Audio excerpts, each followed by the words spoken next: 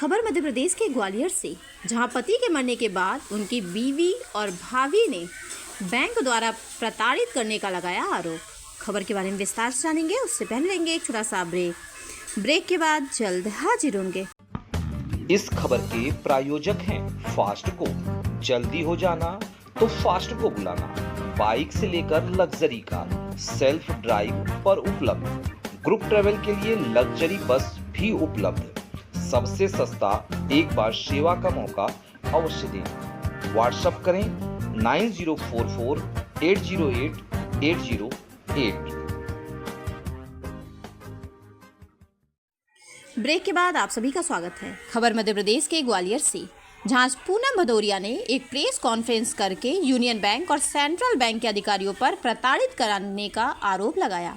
उन्होंने बताया कि कोरोना के दौरान भाइयों की मृत्यु हो गई, उसके बाद से बैंक वाले उन्हें बार बार परेशान कर रहे हैं। कभी उन्हें कहते हैं 6,30,000 जमा करवा दो, कभी कहते हैं 13 लाख जमा कर दो।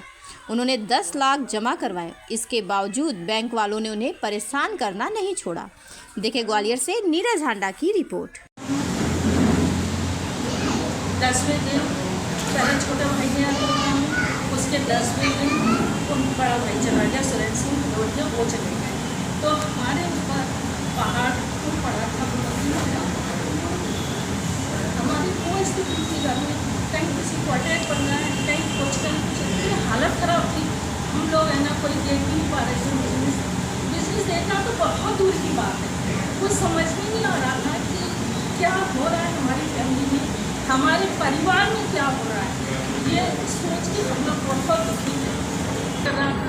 यही नहीं पता पड़ रहा था कि क्या हो रहा है।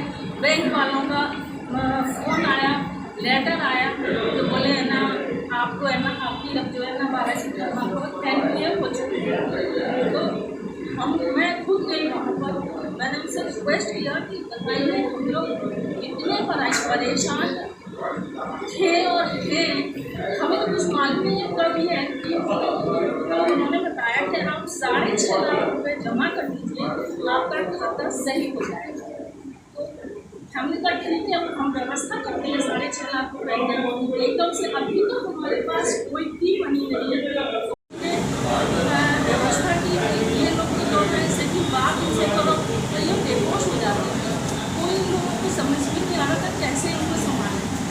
तो फिर हम गए आर मुफ्ती, तो बोले नहीं 6.5 लाख रुपये नहीं, आपको 13 लाख रुपये देना पड़ेगा। मतलब पहले आपने कहा मेरे से 6.5 लाख रुपये, तब आपका खाता सही होगा। अब आप कह रहे हो 13 लाख रुपये दीजिए तब खाता सही होगा। मुझे ये नहीं समझ में आ रहा है, हमें नहीं पता ना किसी है ना पेपर के वाले में पता है उनके अकाउंट्स में क्या है क्या नहीं पता।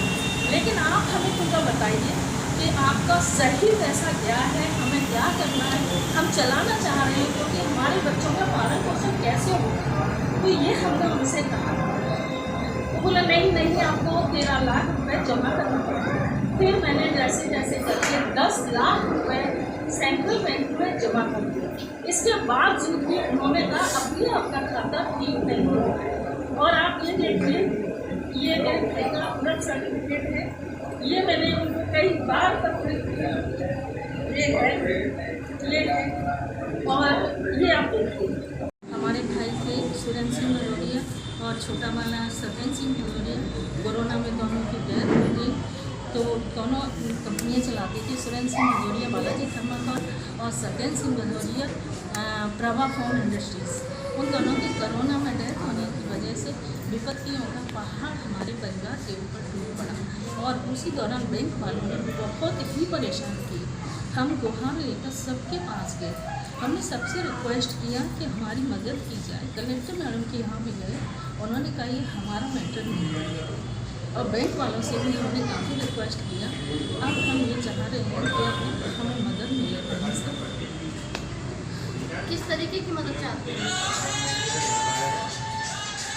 देखिए आए दिन बैंक वाले है ना मकान पर चश्मा लगा जाते हैं और इन लोगों को धमका के जाते हैं। दोनों लोगों को, दोनों उसी मकान में बैठे हैं कि आपको मकान खाली करना पड़ेगा, पुलिस आएगी आपको बाहर निकाल देगी और हम अपना ताला डाल के मकान में जाएंगे। तो ये दोनों है ना बहुत परेशान हो जाते हैं और बीमार पड़ जाते हैं उस दौरान।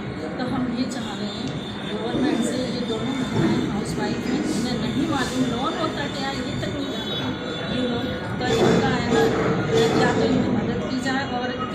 थोड़े लोगों का लोन माफ हो जाता है, इनका भी लोन माफ किया जाता है। कितना क्या लोन है? का लेटर आया तो एक 25 के समथिंग बता रहे हैं कि ये आपका पेनल्टी लग के हो गया है। जब मैं खुद मिलने गई थी तब कहा था 1963 बालाजी थर्माकोल और प्रभा फोम इंडस्ट्रीज़ का लोन जो हमने लिया था, मतलब भाइयों ने लिया था 1.38 तो अब वो बता रहे हैं कि आपका है ना 2.25 के ऊपर पहुंच गया है। अब हमारे ये नहीं समझ में आ रहा है। इसके बाद 1 साल बाद प्रभा फोम इंडस्ट्रीज़ में है ना लेबर काम कर रही थी तो उसमें फायर हो गया, आग लग गई, सब पूरा ख़त्म हो गई कंपनी। जब हमको मालूम पड़ा रात के 3:30-4 बजे तो हम दौड़ के गए वहाँ पर तो पूरा ख़त्म हो चुका था वहाँ पर। इंश्योरेंस में भी हमने फाइल लगाई है तो वहाँ पहले इंश्योरेंस वालों ने भी बहुत परेशान किया, 2-2, 4-4, 5-5 बार आ रहे हैं और उसको सर्वे कर रहे हैं, देख रहे हैं। इसके बाद उन्होंने है ना एक सीए हैं उनको अकाउंट्स का दे दिया तो उन लोगों ने हमें इतना लेट किया है कि हम बता नहीं सकते। बस हमारा दर्द क्या हम लेना